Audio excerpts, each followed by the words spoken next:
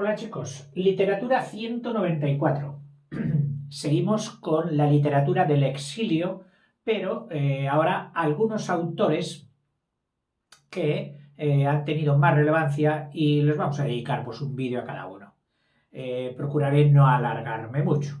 ¿eh? Empezamos por Max Aub. Max Aub. Con este nombre y este apellido. Bueno, literatura del exilio, segundo vídeo, dedicado a Max Aub. Padre alemán, madre francesa, aunque el apellido de la madre era también alemán porque ella era procedente de una familia noble de Alemania.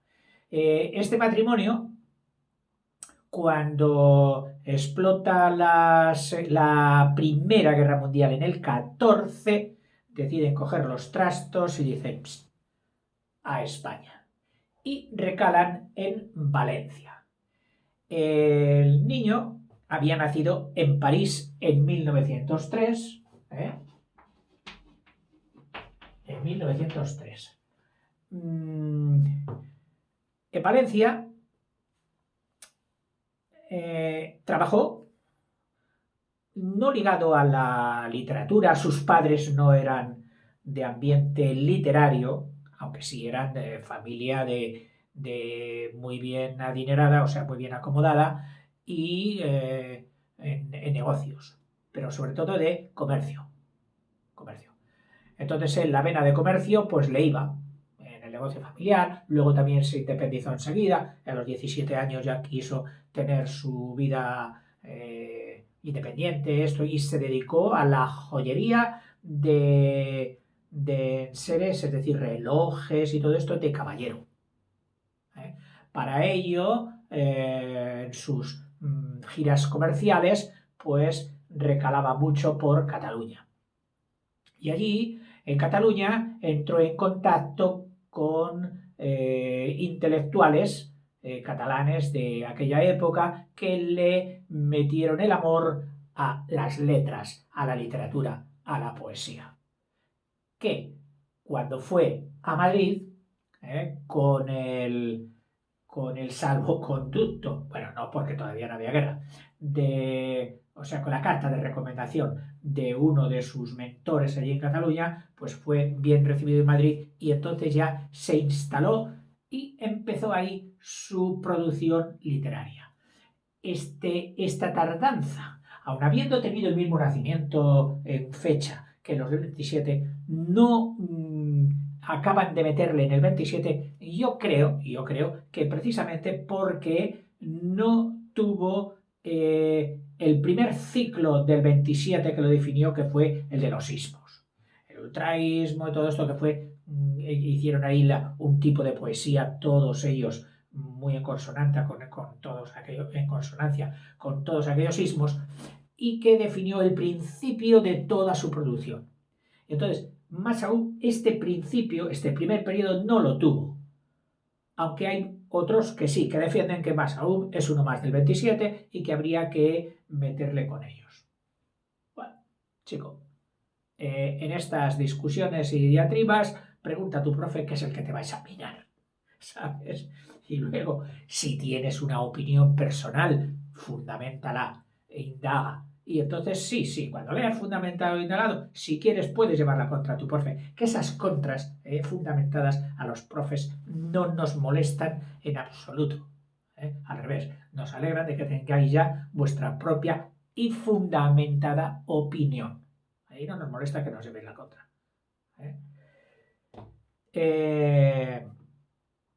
Dice, se trasladó a España y como comerciante con su padre. Viajó por Francia, Alemania y Rusia.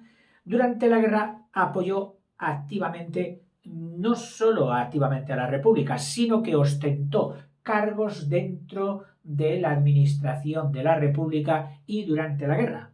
Uno de ellos, que fue sonado e importante culturalmente hablando, fue la compra y encargo ¿cómo se dice? Del cuadro este famoso del Guernica de Picasso para la exposición de París. Este fue un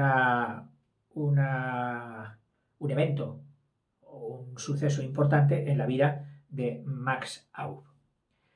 Luego se marchó exiliado, y en el 39 fue deportado como un ciudadano de base. Es decir, nadie le tuvo en cuenta cuáles habían sido sus prestaciones más importantes de alto funcionario. No, se le metió con los de base. Y tuvo que huir también en una tremenda y trágica huida de marcha, por así decirlo, de exilio por la carretera hasta la frontera, que nos narra con una crudeza y una riqueza de detalles impresionante que procuraremos leer algo de ella. Luego es deportado, bueno, en París, no, en Francia, en París es, bueno, aunque fuera con todos, luego fue a París. Y en París, las autoridades francesas, él pertenecía al Partido Socialista Español, que de ahí le habían venido los cargos que ostentó luego durante la República y la Guerra. Y en Francia, al ver su proceder, lo tomaron más por comunista que por socialista, que en aquel momento no sé cómo estaría la diferenciación ideológica socialmente hablando, no digo estudiosamente hablando, socialmente hablando. Total, que le dijeron: tú eres un comunista de tomo y lomo. Un campo de concentración, primero en uno de renombre, bueno, de renombre posterior, en el Roland Garros, que hoy es la sede de las pistas donde se juega el torneo famoso, que en aquel tiempo no sé si se jugaría, años 39. Bueno, posiblemente sí, porque es uno de los torneos más antiguos del mundo. En fin, y de allí es deportado a Marsella.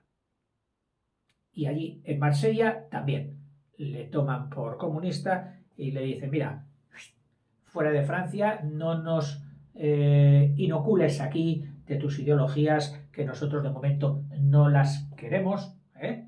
Así que a Argelia le deportaron, que Argelia en aquel tiempo creo que pertenecía a Francia. A finales de ese mismo año que le deportaron, se escapa. Algo así recordando una de las fugas de esas del Quijote, de los baños de Argel, de las fugas de... en fin. Y se trasladó a México. Entonces en México se renaturaliza, es decir, se embebe de la cultura y de la vida social que le acoge, y hace una revista que él era todo. Él era director y la suma de redactores. Él lo hacía todo en aquella revista. Se llamaba la revista Sala de Espera. Y ahí ya te digo que lo hacía todo. En el verano del 69, cosa curiosa, bueno, no curiosa, le hacen un encargo sobre la vida de Buñuel. Y entonces, rompiendo su voto, su decisión de no volver a España hasta que Franco hubiera caído, lo rompe y viene a España. Se lleva una gran desilusión, ya veremos luego porque vamos a leer un párrafo. ¿En qué consistió esa desilusión? Que él nos la cuenta en una especie de diario que le llamó La gallina ciega. En parte, este mismo título ya tiene alguna connotación de lo que quiere contarnos. Que los españoles estábamos jugando a la gallinita ciega, que habíamos perdido toda orientación, ideales, etc. Pero bueno, cuando leamos el título, el texto, ya lo comentaremos más. Murió en México en 1972. Vino otra vez a España también, en el 71, me parece, O sea, en el 69 y el 71. Más aún cultivó todos los géneros. Eso sí, no hizo los ismos de los del 27, pero luego cultivó todo.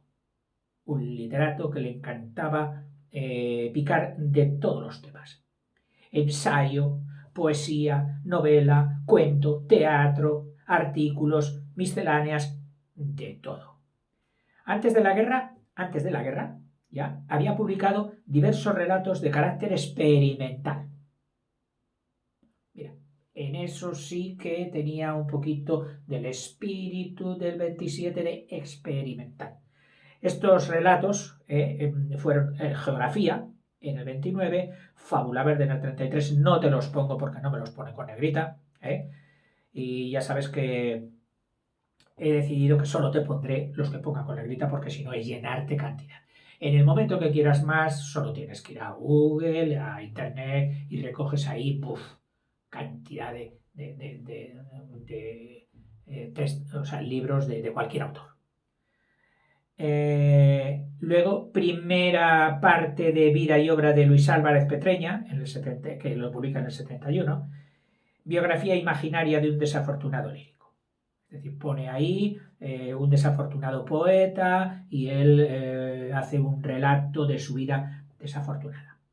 En el exilio escribirá dos interesantes novelas de corte tradicional, Las buenas intenciones y La casa de Valverde. Y luego está El laberinto mágico. Esta sí. Laberinto mágico. Acuérdate porque prácticamente va a estar centrado todo aquí. Que es un conjunto de 6 novelas.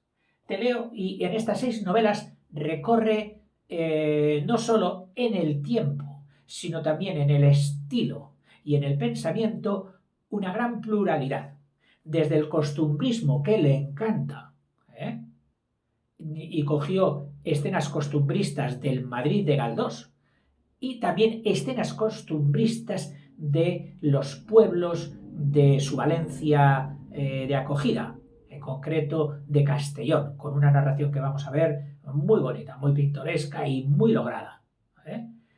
Y todas estas podríamos llamarlas las del campo, porque fíjate, todas estas 6 novelas son campo cerrado, con negrita, campo cerrado. Esa la publica en el 43. Campo abierto, cerrado, pues abierto, por ahora van fáciles, Campo de sangre, uy, campo de sangre. A ver, perdona que te estoy metiendo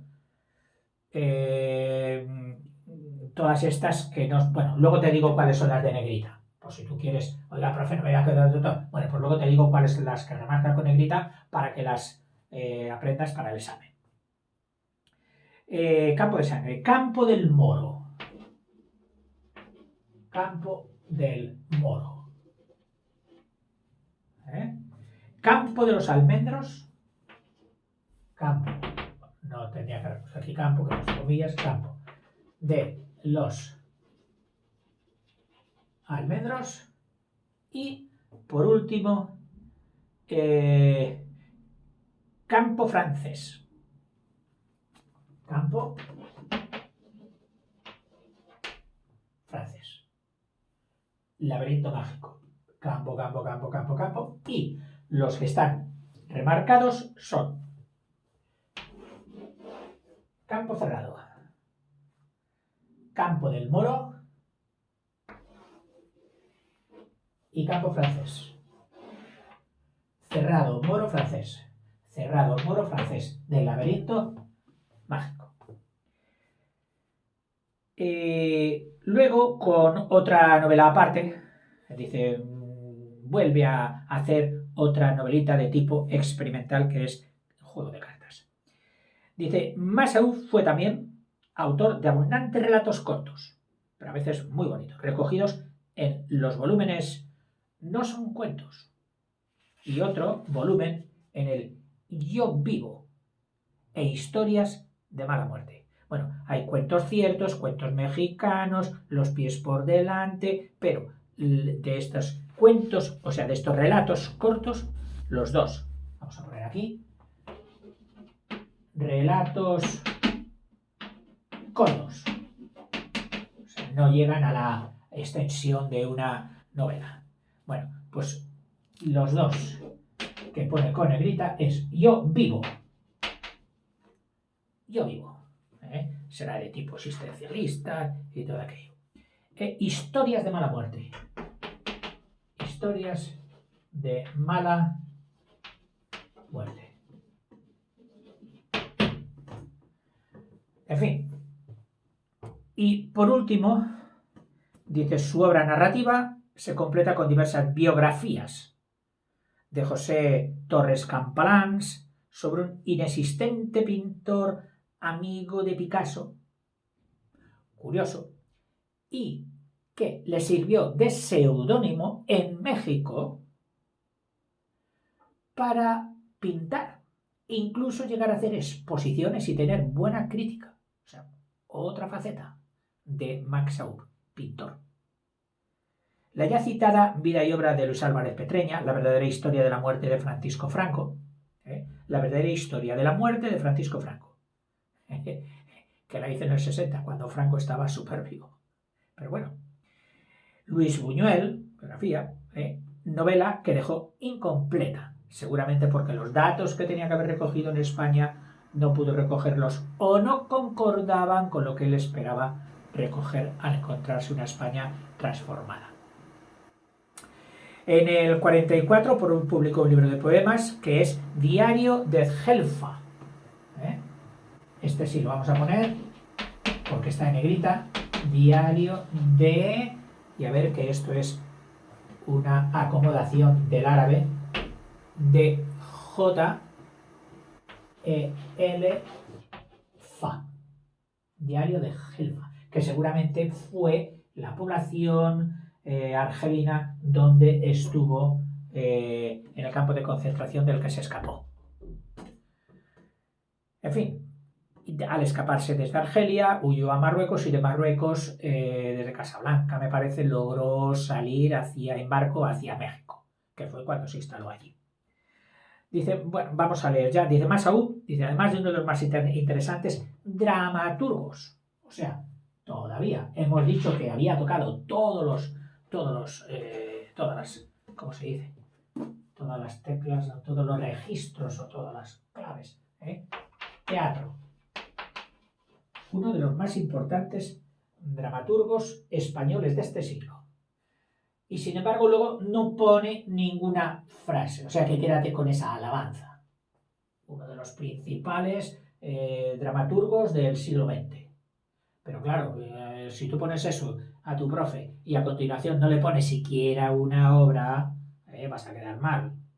¿De dónde te sacas? O sea, que es uno de los más importantes dramaturgos y tú no me dices ni una obra. Bueno, pues a ver si saco una, la que sea más fácil de recordar, te la saco. Español, sí. A una primera etapa que se prolonga hasta el 36, hasta la guerra, corresponden Crimen, El desconfiado prodigioso, Una botella, El celoso y su enamorada, Narciso, Espejo de avaricia, la jácara del avaro, la jácara del avaro. Durante la guerra escribió diversas obras en un acto, solo un acto. Pedro López García, Las dos hermanas, La fábula del bosque y Por Teruel. ¿Qué has hecho hoy para ganar la guerra? Título de otra vez de teatro. Y Juan ríe, Juan llora. Juan ríe, Juan llora. Su producción posterior se refiere a la problemática del exilio. Las 4 piezas que hoy componen Los desterrados. A la España franquista, Teatro de España de Franco. A la persecución de los judíos, San Juan. A la ocupación alemana en Francia, Morir por cerrar los ojos. Y a la presión de Europa de los 2 grandes bloques surgidos de la guerra. No. El título, no. Y al retorno al hogar de presos y exiliados. Las vueltas. A ver, de los títulos que hemos visto aquí, yo creo que los que más se te quedaría, o este último que es de las vueltas, que es de los retornos de los exiliados, ¿eh? O bien otro muy fácil, Teatro de la España de Franco. ¿Eh? Yo me quedaría con las vueltas. ¿Eh? O sea que, teatro. Y por ese ejemplo, las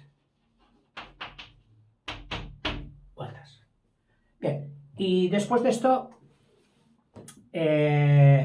vamos a ver algunos ya de los textos. ¿Prefieres que hagamos un descanso? ¿Eh?